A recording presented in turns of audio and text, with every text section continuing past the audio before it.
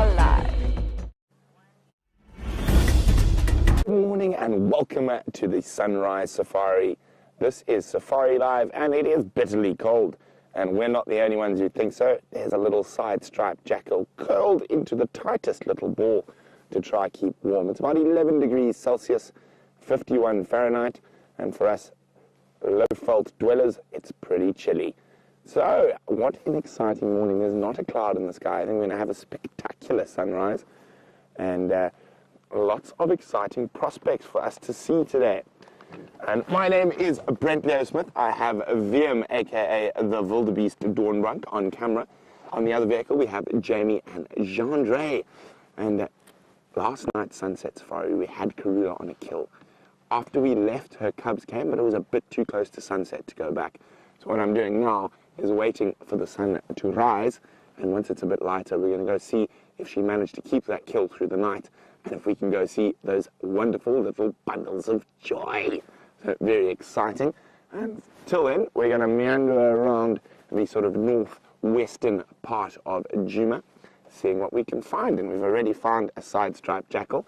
And we'll come check on him on our way back to Karula. Now, we don't often see jackal, except for the last couple of days. We've been seeing jackal every drive. And not only side-striped, we've seen black-backed as well.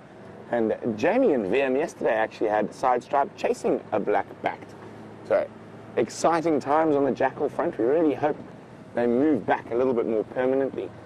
And I'm really hoping the black-backs move back because their call is one of my favorite calls in the African bush. Seems to be my impression. That leaves a lot to be desired. And it is going to be a stunning morning.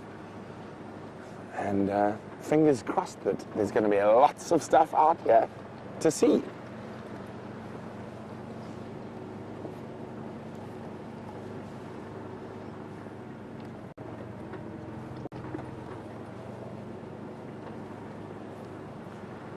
Now, this week has been filled with the little critters we don't see too much, like the jackal. And this week, I think I've seen, unfortunately not all of them while we were live, but I've seen civet, honey badger, and then of course the pangolin, which was a first for the Safari Live. So now the challenge is on to find those few remaining critters that have never been seen. And I think top of the list for most of the presenters is the elusive aardvark. Now, aardvark basically translated means earth pig, and that's what they are. They're sort of pig-like. They're actually quite big animals. A male aardvark can weigh over 60 kilograms, and they eat termites and ants, but they are mostly nocturnal, generally only up and about from about, in this area, from about 10-ish in the evening till about 3, 4 in the morning. Now, the only aardvark he's seen here at Safari Live was in a tree, wasn't it, Vim? Below a tree. Below a tree, yes. So there was a spate during last year's winter months when Tingana, our dominant male leopard, decided he only ate aardvark. And he ate quite a few in a very short time. And the only aardvark we happened to ever see were being eaten by a leopard. So let's hopefully try find a live one. So while we continue to check this northwestern corner, let's jump back on board with Jamie so she can bid you a good morning. Good morning and welcome to our portion of the Sunrise Safari. And it's cold enough now that we can actually breathe mist whenever we breathe out. And of course, with that update about the lions, we find, Jean-Dre and myself find ourselves heading straight towards essentially the coldest place we possibly can on this reserve, which is into the Mulwati drainage line. So thank you to all of you who sent through those updates about the lions walking around the Djuma Dam pan last night. I'm not sure whether they were lions or lionesses.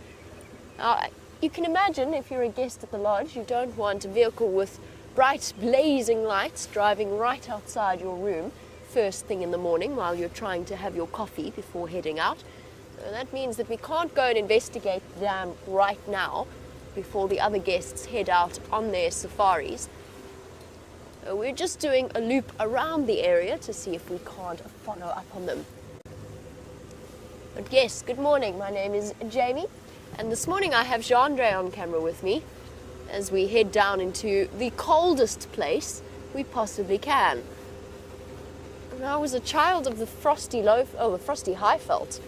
I was born in Johannesburg. I feel like I should have be slightly tougher when it comes to the cold. But then, of course, I wasn't traveling in an open vehicle, and right now it feels like my fingers want to drop off. So I can only imagine what poor Jean-Andre is feeling, because he actually has to use them for something more complex than just turning a steering wheel and changing gears every now and again. He's got to do the fiddly focus things. See, I'm really getting my cameraman terminology right.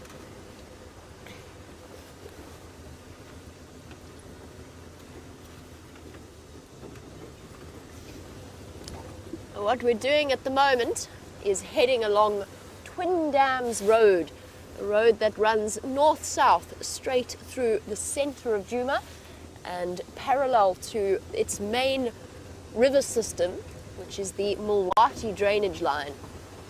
I can tell you that the lions, from what I can see from the tracks on the road, they haven't come in this direction. And I suspect that if they were moving around last night, they are going to be very fond of using the roads of this area. And the reason I say that is because it is exceptionally dewy this morning. Lions, like all cats, lions are happy enough to swim and get wet if they're chasing something around a dam or crossing a river. But they'd really rather prefer not to walk through long, damp grass. I think that they're going to be wanting to use the roads as much as possible. Apparently, I just got an update through that it was 3 lionesses and 1 male. Could it be the Nkuhumas and Junior? I would say that is relatively certain. Where have they gone? I know that you are all as keen as I am to see Junior for one last time before it really is time for him to move off. He is endangering his own life as well as the rest of the lives of the rest of the pride. He's made a very, I suppose we can't call him foolish, but he has made a very unfortunate decision to reassociate himself with the Nkuhuma pride. It is the fastest way to draw attention to himself, especially now that he is a year older and wiser than when the Birmingham boys first came through. When the Birmingham boys are now the dominant male lion coalition in this area. When the Birmingham boys first came through and disrupted the lives of the various lion prides, including the Nkuhumas, Junior was still relatively young. Junior is a young male lion from the Nkuhuma pride. He was still young enough that he seemed to be tolerated by them. There was even one sighting where he lay down about 100 meters away from the Birmingham males and just behaved submissively. He could get away with that a year ago. He is now a fully fledged adult. He's been moving about on his own, right into Kruger, down to Mala Mala. And I don't think he's going to be met with the same level of tolerance that he was last year. We've got to keep our fingers crossed that he realizes this and actually moves off. Oh my goodness, sorry, Jean-Andre. Oh, this is the coldest patch. You know how when we stop the car and we look out over the misty morning and there's always that nice big patch of mist? That's the Mulwati drainage line, and that's where we are right now. I've got my hot water bottle and we keep swapping hands so I can keep my fingers warm.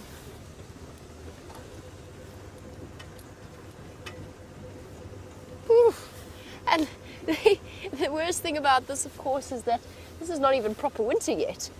This is still us having it easy in the low 50s Fahrenheit. Tim, you were wondering what the lowest temperature it ever gets here is, the lowest it usually gets, and it's at this time of the morning, is around 0 degrees centigrade, so 32 Fahrenheit. That's just the sort of normal temperature. As soon as you factor in the wind chill from driving in an open vehicle, and it's a serious wind chill factor, you probably drop several degrees below zero, so into the high 20s Fahrenheit. Now this is nothing really. This is just us having to reacclimatize.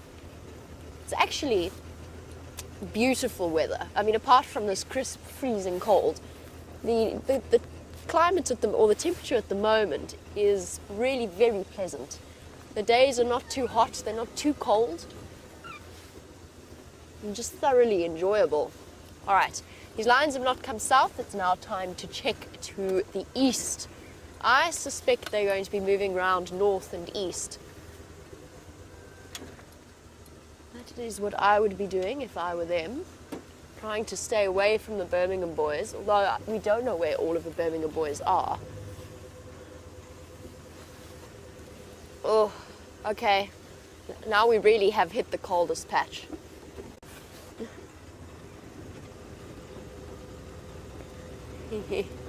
And a very good morning to Anya, who is a new viewer, one of our newest viewers. And Anya, you are not wrong in the slightest. You are absolutely right. This is taking place in South Africa. We are coming to you live. So what that means is that what you're seeing is happening right here in the middle of a place called Djuma, Arathusa and Cheetah Plains Game Reserves, which are all part of the Sabi Sands Game Reserve, which has a reputation for some of the most extraordinary animal viewing in the world. And all of that is part of the Greater Kruger National Park area. So you're looking at 4 million hectares of wild area that the animals can wander about in unfenced. One of the largest, it's a bit light now for the spotlight, one of the largest conservation areas in Africa, and one of the best protected. That is where we are, right up in that northeastern corner of South Africa. And we come to you live twice a day, every day. So I'm very chuffed to hear that you have stumbled across our live stream. I'm going to focus on finding you those lions for this morning. Let's find out what Brent is up to. So it's a little bit lighter. We've gone and done a loop past Sydney's waterhole. Not much happening there. But there's our little jackal friend. And it almost looks like it's a log out there on the sort of middle right of screen. And fast asleep, curled in a lovely little tight ball, trying to keep warm. And you can see how that jackal's camouflage works. Now, I think even a leopard walking down the road wouldn't spot that little jackal curled up in a ball. Speaking of leopards, the light is here. So we're going to go see what happened overnight at Karula's Impala kill. And very exciting. Hopefully the cubs are there. Hopefully the hyenas haven't managed to smell it out overnight and steal it. So far so good. We're on Impala Road and there are no hyena tracks yet. Now, the one negative for Karula about where that kill is and it was on the ground is the hyenas definitely do like to walk down Impala Road. So we're hoping that they were busy dealing with that remains of that buffalo carcass they stole from the Inkahumas and didn't meander too far last night.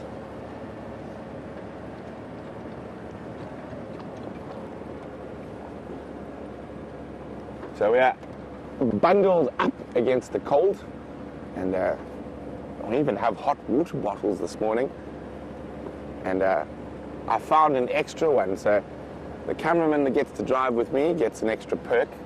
So when I'm making hot water bottles for Jamie and myself, I make a third. And it does just make this early morning that much more pleasant. Now, Jamie said she's ordered electric ones. from Kirsten, because Kirsten's coming back from leave soon. And I've never heard of an electric hot water bottle, but I'm quite excited to try it. I don't know if I'm going to let go of my traditional one, though, that sits on my lap. Maybe I can have two.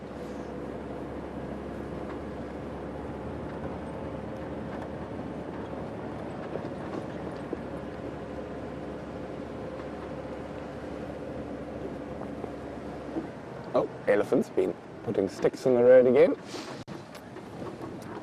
A very good morning to Sandy in Toronto. Now, Toronto knows a lot more about being cold than we do out here. Bitterly cold in the winter months in Toronto.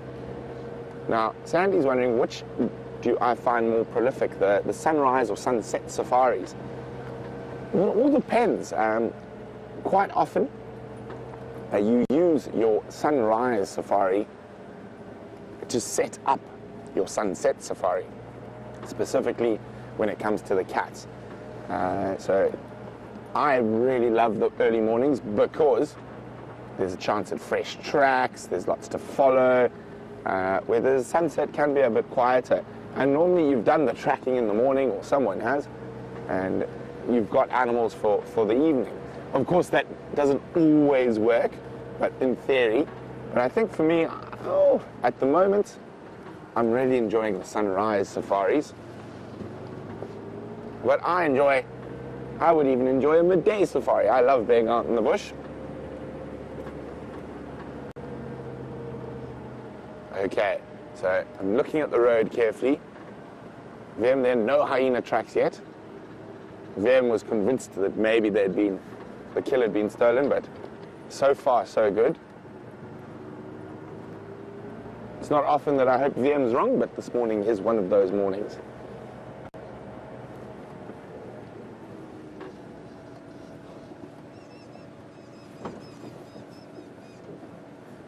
So the kill's just through here, or was just through there, is hopefully.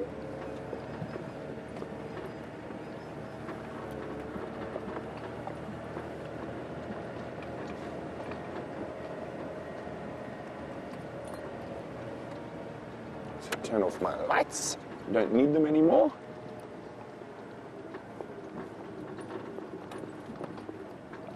So I've engaged the vehicle into low range, so that means it's in four-wheel drive, so the revs are very low.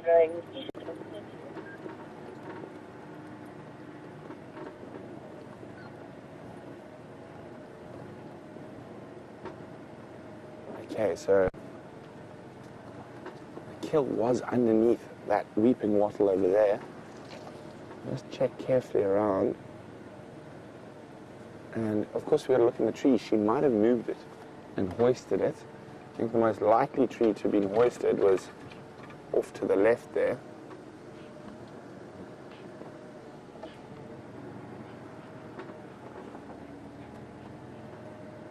Now,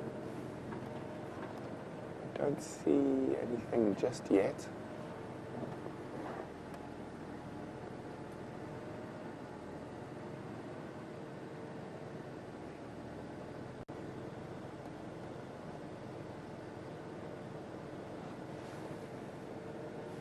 Just really hoping she managed to put it in a tree. I'm not seeing any sign of the carcass.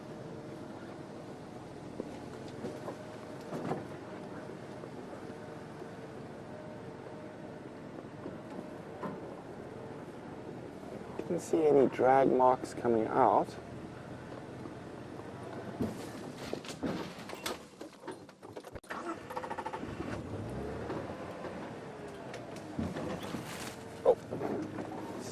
There we go.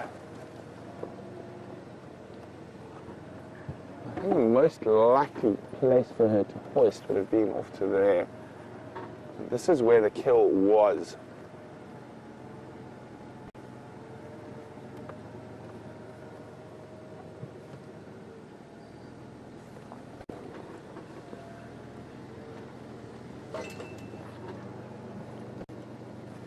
So the kill was just in there. You can see there's a few fluffs of hair and some blood on the ground. So what we're going to do is we're going to go back to Jamie while I have a better look around this area to see if we can find Queen Karula. Hopefully she has managed to pop it in a tree. Fingers crossed that that kill is still around and hasn't been nicked by the hyenas. And speaking of hyenas, Jean-Andre spotted something bizarre, kind of a bit like making up what you see in the shape of the clouds. We've got what looks like a silhouette of a hyena in a marula tree. It's obviously not. Just have a look there on the left-hand fork. It looks like a hyena standing in the middle of the tree. Although, Jean-Andre, now that we've said that, it actually really doesn't. It did earlier. The light's just gone not quite right. Now it really does just look like a branch and like we've lost our minds, which we quite possibly have. Found the tracks of the lions straight east, which is kind of what I was hoping they wouldn't be going, or in the direction that they wouldn't be going. That's why I was sort of checking south first in the hope that they were going that way. That's the direction of Torchwood, which is the property of our eastern boundary, to the east of our boundary, and that is where the Nkuhuma female is denning her cubs. Now, so far, I've only seen tracks of females. I'm really hoping that that is the case. I can't show you them just yet. The light's not quite right. It'll be very tricky to show you them, and I want to just keep moving in case they're somewhere close before it gets to the point that they cross our boundary. If you are a newer viewer, or indeed a viewer that's been watching for years, please don't forget to send through your questions on #SafariLive on Twitter, or you can email through to questions@wildearth.tv and let us know. It doesn't necessarily just have to be questions. You can send us through your comments or your thoughts and opinions on what it is you are seeing. I'm just trying to age these tracks. They look beautifully fresh. Must have been from some time. I'm not sure what time the lions were on the damn camera, but these tracks look crispy fresh to me. I'll try and show you. At least we know that we were right in terms of the theory about them walking on the roads. Always using Central as a highway. Still, the light's not quite right for me to show you. Let's try a little bit further down.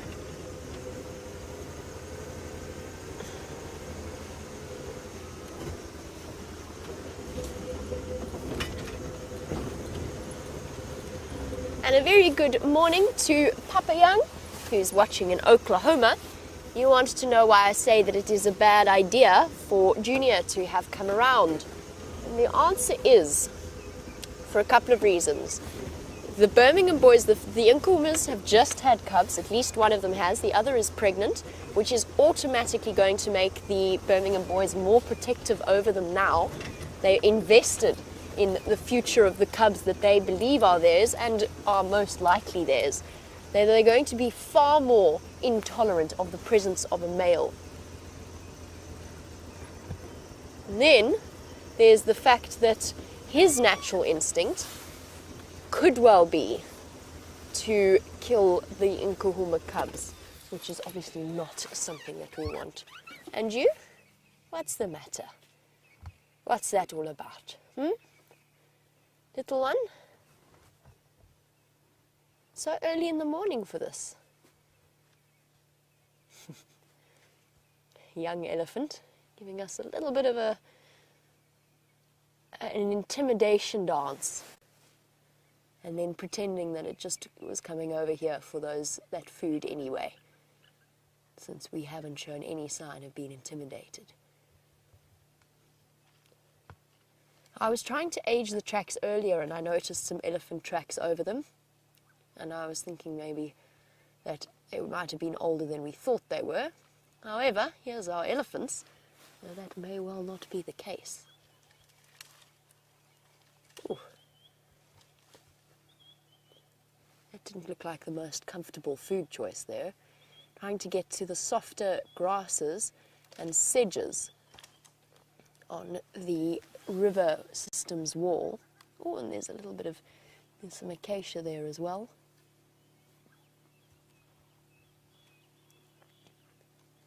Young elephants, even of this age, never quite have the coordination of the adults. Look, he's kneeling down on his left knee, on his left knee, ankle actually, if I'm honest. Their knees are actually much further up their legs than we realize. And look at those beautiful eyelashes. Hello, boy. Oh, no, sorry. Hello, girl. Young girl. They can be a little bit tricky to tell the difference between a male and a female at this age. They don't have the adult profile, so the adult head shape. And since elephants' testicles are internal, it can be surprisingly tricky, more so than you might expect. But this is a young cow. I would, if I had to guess at an age for her, probably somewhere in the region of 7, 8, roughly. And in the middle of all of this, the lion tracks that I want to try and show you. Now that she's moved off and up onto the wall a little bit, means that we can go forward and get a little bit of a better view. The rest of the herd I can hear feeding off to the left of me. We should have a view of them as we come through this drainage line.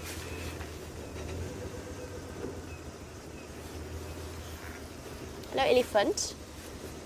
I'm sure you know where the lions are. They must have come through here not too long ago. Right, girl. It's okay, girl. It's all right. It's okay, big girl.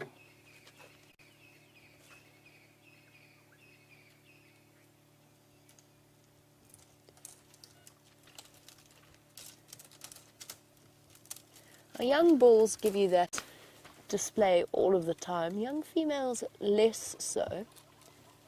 So she is just telling us that she doesn't want us to come any closer.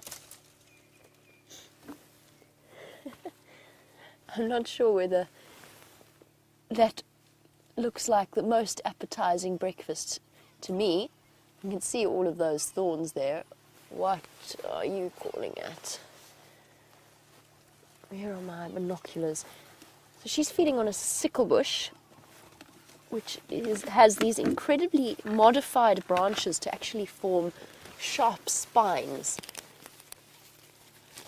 that are an attempt by the tree to discourage such feeding activities, but do nothing to put off an elephant. Oh, excuse me. It's the morning dust. The go-away birds are calling in a very lackluster manner, whee, which is quite often a response to predators, but I think at this time in the morning, it's just their morning dawn chorus. All of the birds are starting to wake up at the moment, and they're calling right around us. Oh, girl. Oh, it's important to remember that an elephant, despite looking like a big clumsy thing, is absolutely not. And she is more than capable of navigating any place that a human being could go on 2 legs. In other words, without having to climb, an elephant can go anywhere that you can walk. It's a wonderful thing about elephants. So this drainage line wall, there you go, a display of acrobatic prowess. She's got one leg at the bottom of that steep incline and then is kneeling on the knuckle of her other leg to reach forward and get that sickle bush. Be interesting to see what she's going to do from here. Oh, we're now doing an almost headstand. It's quite an interesting approach. Fair enough. Fair enough. Just have a look at how nimble an elephant can be. She's now on her back knees with both front feet down in the dip. Wonderful. Dina was wondering whether or not this lovely young lady is a Kruger Ellie. Could be a Kruger Ellie, which might be why she's not as comfortable with us in the vehicle. Dina, absolutely that is a possibility. We're seeing more and more elephants coming in from the western side of Kruger through Torchwood and Cheetah Plains and Nkoro and across to us. And a lot of them from that section of the Kruger National Park don't encounter cars all that often. It's quite entirely possible. I also think that the smell of lions might have put her slightly on edge. I don't think it's been too long since they've come through here. It might be that why she's stressed, but I think the biggest reason is that she just wants us to know that she feels cut off from the rest of the herd.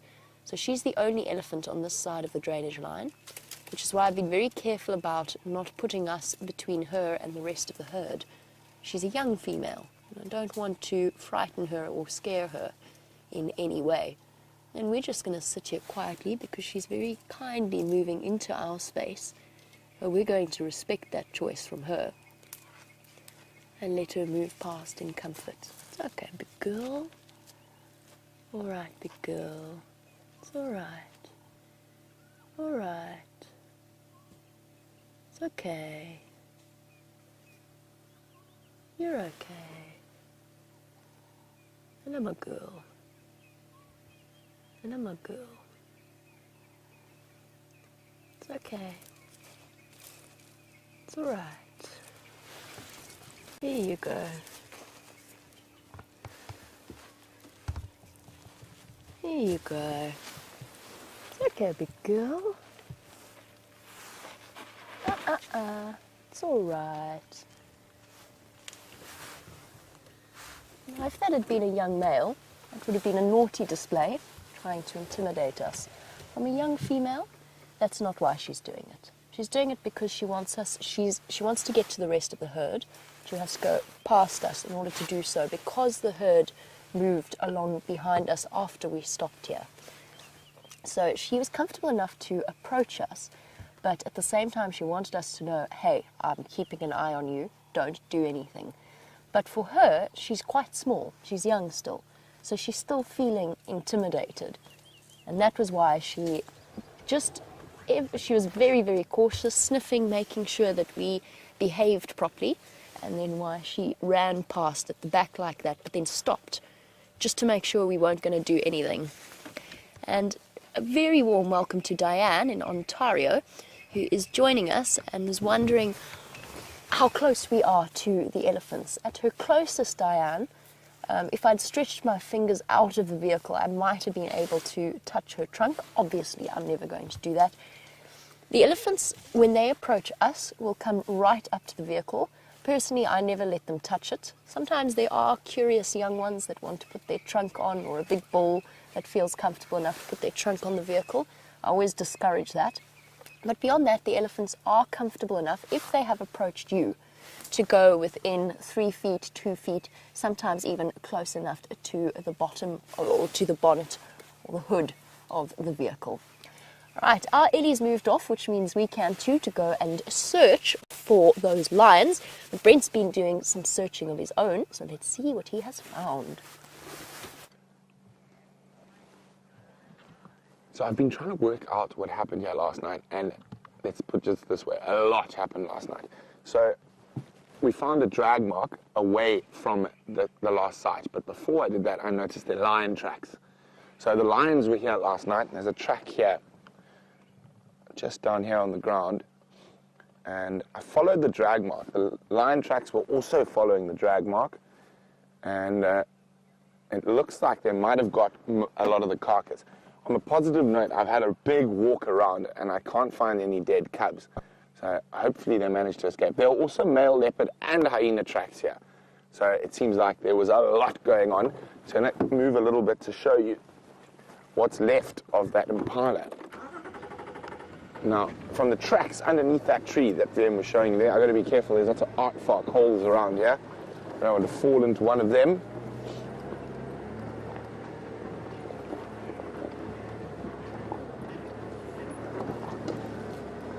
Okay, so, and it's a very peculiar tree to choose, this marula here, but you can actually even see where the barks come off from the claws, as the leopard would have climbed up there. And you can see, if we come a little bit further up the tree, you can see that's where most of the carcass was. and you can see there was some feeding happening there. But the only thing left is that leg that I can find. And I've done a proper walk around the area, and very difficult to see which way Karula and the cubs went, because if they were leaving here, they would have been leaving here at high speed. But what looks like happened is the lions managed to jump up and grab some of the carcass. So you can see there's a lot of tracks underneath here. It's quite difficult in the leaf litter, but there's bits of bone, and it looks like, well, either the hyenas or the lions, maybe the carcass was still too high for the lions. But that leg's definitely fallen into that spot there. The leopard didn't put that leg in the tree there. That's fallen from the higher branch. And it would be quite difficult for the leopard to get at that piece of meat. It's within a hyena jumping range, though. Maybe the hyenas were here, and then the lions chased them, and then, oh, I don't know. It's too confusing. The tracks are literally all over the place. So we're going to stay in this area and keep checking. So I'm going to get back onto the road, see if we can find any tracks going in any direction, and let's just hope that those little cubs are safe.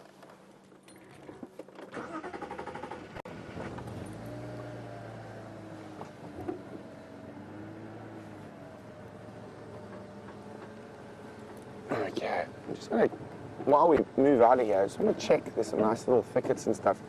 You never know what's going on. And I mean, the male leopard tracks as well could be more than likely Tingana. But definite pandemonium happened here last night. But no sign of any cat, lion, leopard, or even a hyena at the moment.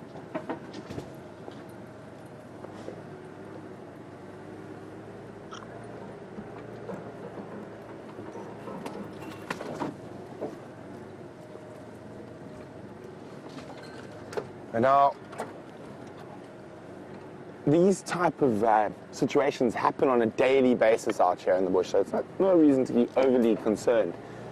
We just don't happen to be with these animals for 24 hours. So, I mean, these cubs have probably encountered lions more times than we have in the last week.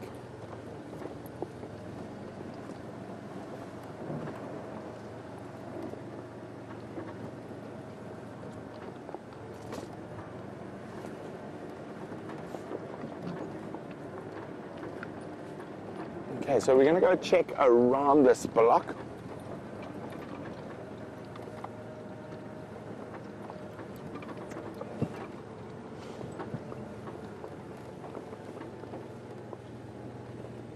So while we check the tracks in this area, I've got a question from Brian Deere about the word game reserve. He says, is that a throwback from the yesteryear, where it means hunting reserve? And is there still hunting on Djuma and Arathusa? There hasn't been hunting on Djuma and Arathusa for many, many years. And now, the term game reserve in certain parts of Africa does mean hunting reserve. In South Africa, it tends to be the opposite, but most of the game reserves started off as hunting reserve. The oldest game reserve in Africa, in fact, is in South Africa, and it is now called Umfolozi Game Reserve, and that actually extends back to the Zulu Kings. It was the junction of the Black and White Umfolozi rivers was the private hunting area of the Zulu Kings. So that's been protected for a couple of 100 years, but in Tanzania, the word game reserve is often still used as a hunting reserve, but and in national parks. But out here, a game reserve is a protected area for animals. Even if they might have started off as hunting reserves, they are no longer hunting reserves in this particular part of South Africa. In other parts of South Africa, there are game reserves that still do hunt, but nowhere in the Sabi Science. Right. So we're going to be focusing quite a bit on game reserves, national parks, and it is a Kruger National Park's birthday week this week. Its actual birthday is tomorrow, and it'll be 90 years old. So we are part of the greater Kruger National Park. So there's no fence between us and the Kruger National Park. So wonderful to be part of this historic and amazing area.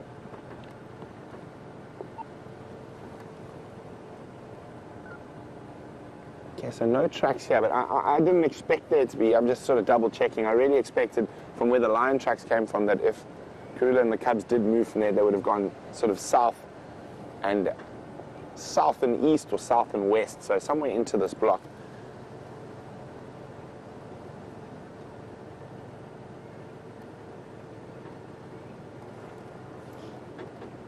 So while we continue to check very carefully for tracks and try to figure out what happened at that carcass, let's go see what Jamie's up to. I'm also looking very carefully for tracks, and I have found them, unfortunately with some bad news here. Looks as though, unless I'm very much mistaken, where have they gone? Are there any on this side? I'm almost inevitable that they've come through here. There we go. And there our lions go, including a male track I saw earlier. We are on the eastern boundary of Djuma, and across they go straight into Torchwood. I can see that there's, I just want to hop out, which means, hold on, I have to pop my incredibly brightly coloured hot water bottle that's been keeping me somewhat warm out of my jacket. I just want to hop out quickly and just have a look at these tracks. I want to see for myself if the male is with them. I don't know, of course. There's no way for me to know whether or not it is Junior or whether it is one of the Birmingham boys that's with them now. Most likely is that it is Junior, since he has been with them for the last 2 days.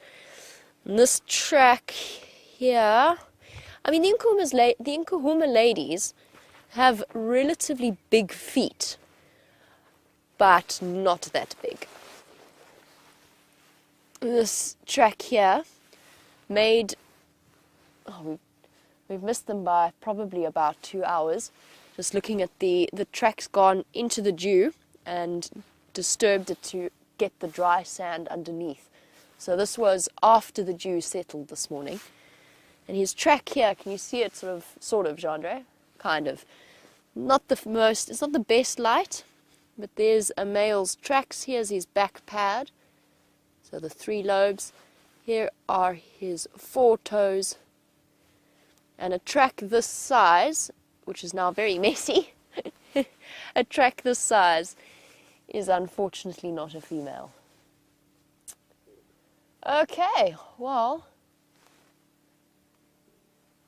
I'm just checking that isn't a lion. It's not a lion, it's a bush. Well, that unfortunately we cannot follow where these tracks are leading us. They're going straight across outside of our traverse area. Now, if you don't quite understand what that means or why we can't follow them, every single lodge in this area has certain places they can drive and certain places that they can't. It's one of the ways in which they keep an area from being overloaded with vehicles, making sure that they're not put under any pressure. John, can we have a look right at the back? I think it's Impala that I can see moving right at, as far as you can see on that road before it curves to the left of the termite mound. Thought I saw movement there. No. Okay. But yes, there are certain areas that we cannot go. I don't know what I saw there. It might just have been a bird moving about. And there are certain places we cannot go, and this is one of them. I haven't quite given up yet though, because the Nkuhumas quite often go onto Torchwood and then do a loop in either direction, whether they go south or whether they go north. And we'll go and we'll check Buffelshoek Dam just in case that has happened, which is up to the north of us. And we'll just check along the eastern boundary. I doubt it. I think that they're going straight to where that female is on First Rock with her cubs. We've just got to hope at this point that either Junior's still got some familial instincts left, or that it is a Birmingham boy with the Nkuhumas. They are actually... no, they aren't. For newer viewers, an adult male lion's instinct is to kill cubs that are not his own. Now, Junior is related to the female that has had the cubs. I don't know whether she's his mother or his aunt, but she will in some way be related to him. However, he's an adult male now. He has left the pride. I'm hoping it's not an inevitability. It's not inevitable that he will seek out and try to kill those cubs. He might leave them alone. He might recognize that they are related to him in some way, and I hope that will be the case. We just don't know at this point, and we'll have to wait to find out. Hopefully one of the other guides that can go onto Torchwood will hurry along and go and find out for us.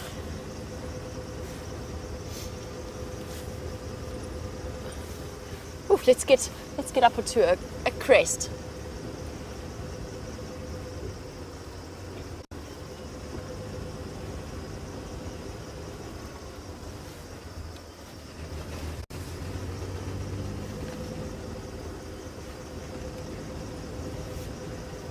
Oof. Chilly, chilly, chilly.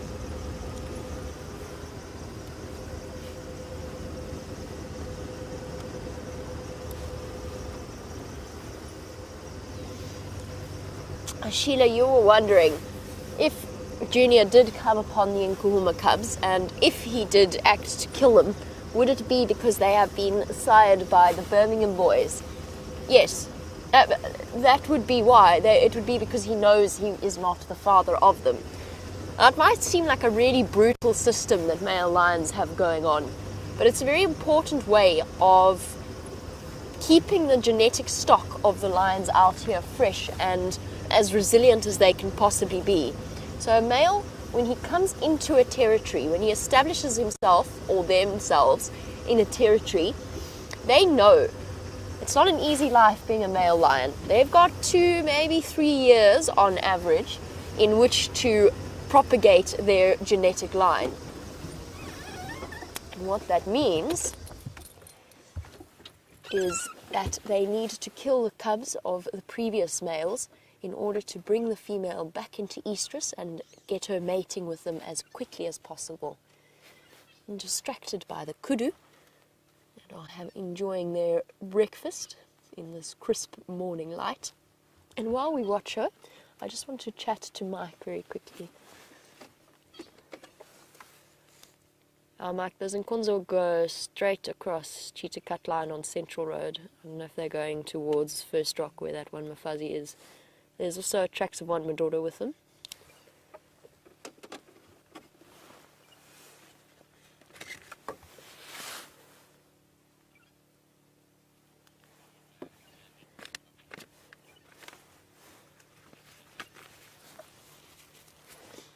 So, Mike tells us that he is going on his way to check up on what's happening there.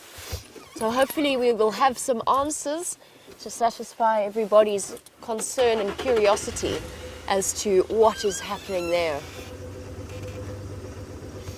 There's definitely no tracks coming back out in this direction. And so we shall go on to search for other things, including Tingana, because as James Richard reminded us yesterday, it's been a month since we last saw the dominant male leopard of this area, and I feel as though that needs to be remedied. Gorgeous girls. There's plenty of time to stop and have a look at these beautiful animals.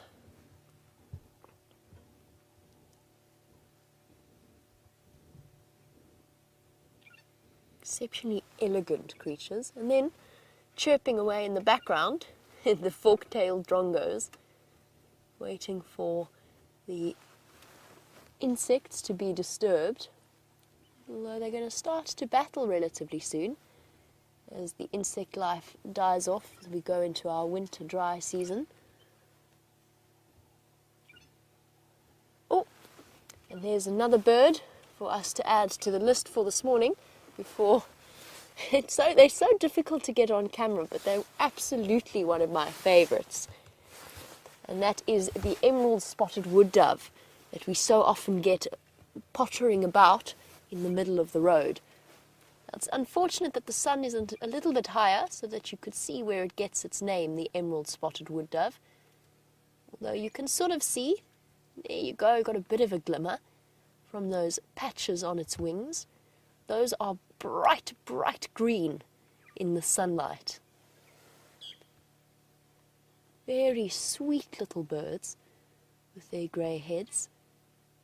And I feel one of the best, most descriptive names, emerald spotted wood dove, pottering about looking for whatever seeds it can find. In local culture, strangely enough, these birds are believed to be exceptionally bad luck. It's thought that you must never listen to the entirety of their call, which apparently it's them saying, "I'm sad, sad, sad, sad, sad, sad, sad, sad."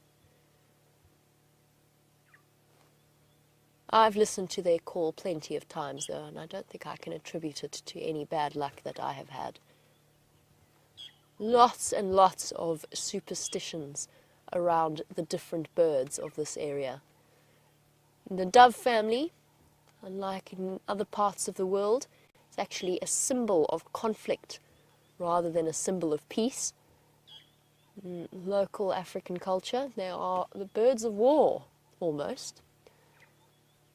And then, of course, the lilac-breasted roller being the symbol of peace in this particular part of the world, despite the fact that actually lilac-breasted rollers can be very aggressive when they want to be.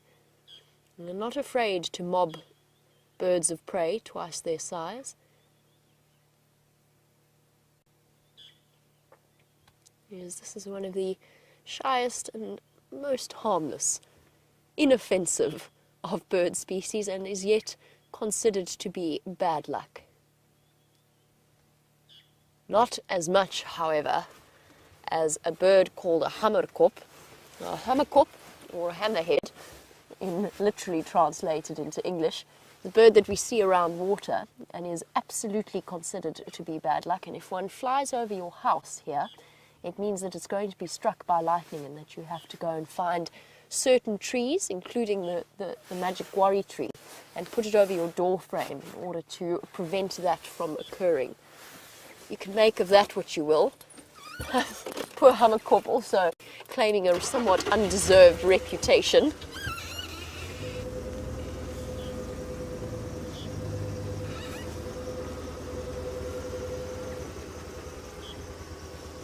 And good morning to you, Edmund.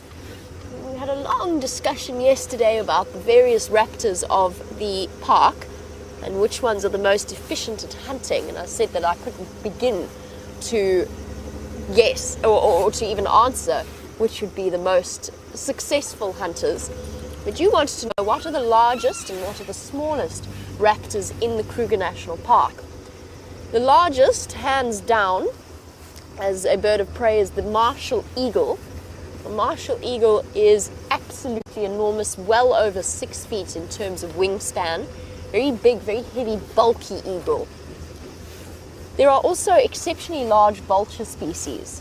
Things like the lappet-faced vulture also have very, very large wingspans, as do... Sorry, I'm just listening to updates on the Game Drive channel. As do the Cape vultures of the area. But Cape vultures and lappet-faced vultures not really considered to be birds of prey specifically. They very, very seldom hunt. And then the smallest, there's a couple of them. Pygmy falcon is very, very tiny. The black-shouldered kite is also exceptionally tiny. I have forgotten my bird book at home once again. I was busy double checking something yesterday. I'm sure that Brent, if asked or if he has a moment, will be able to show you a picture. In the meantime, let's find out how his search is going. So, we've been busy deciphering a puzzle here, and I've literally had to get right down on the ground to do it. But it's looking like very good news. So over here, there is Karula's track. And over here, it looks to be the little male's track, about half the size of Mom. And then over here, even smaller, the little female track. There's two of them there. So Karula, and looks like both babies have come down here, so they've managed to survive whatever pandemonium happened at that carcass last night. These tracks look really nice and fresh. So maybe we'll have some leopard luck yet this morning. But very good to know. Of course, with tracks like this, it's quite difficult, but I'm 95% confident that we've got all three here, and so all three must have survived whatever happened at that carcass last night. So we're going to stick on the tracks. They are heading south, and I'm hoping she got towards the area around Treehouse Dam and decided to stop there. Now, it was very confusing because there's tracks of both the cubs and her going in both directions. I think the other tracks of her fetching the cubs and taking them to the carcass, whereas these ones definitely fresh. It took me about 5 or 6 minutes looking for a very specific track, and it's the track on top of the other track, so just to get the right direction, because both these sets of tracks look really nice and fresh. So they're all 12 hours or younger old. They're the other tracks coming up this way, but on the one side. So there's tracks coming this way on the one side, and we're following the tracks going that way on the other. So sometimes it's a bit of a puzzle out here, and you've got to work it out.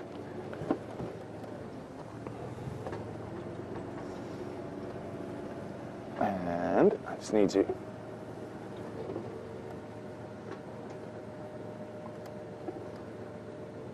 and female leopards with, oh dear, no, still going. Now all of a sudden I saw tracks going the other way, and I was like, oh, which one's a which? Gonzo, one Satingwe and Tumampimpan heading south on from the Balanites tree onto Zoe's Road, following up.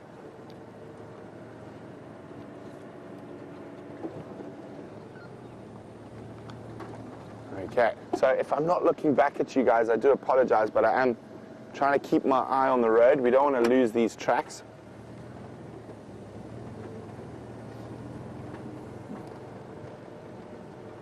And isn't this beautiful? Early winter's morning, fresh leopard tracks, not even just leopard tracks, leopard and cub tracks. Sun peeping up over the eastern horizon, and hopefully in not too long we'll have some luck with the queen and cubs. So if you've just joined and might have missed yesterday's sunset safari, Karula was on an impala carcass, and during the night lions and hyenas came there, and she's obviously abandoned. There is a little bit of meat left in the tree, but she's abandoned that area, obviously deciding it's a bit unsafe for her offspring with all those other predators around. Oh dear. Oh, no, they're still going this way here. Now, I'm hoping she just didn't decide, I'm going back south. I'm out of here. There's too many other predators around. So I'm hoping she hasn't gone all the way back across our southern boundary, which is about 1 kilometer from here. Fingers crossed.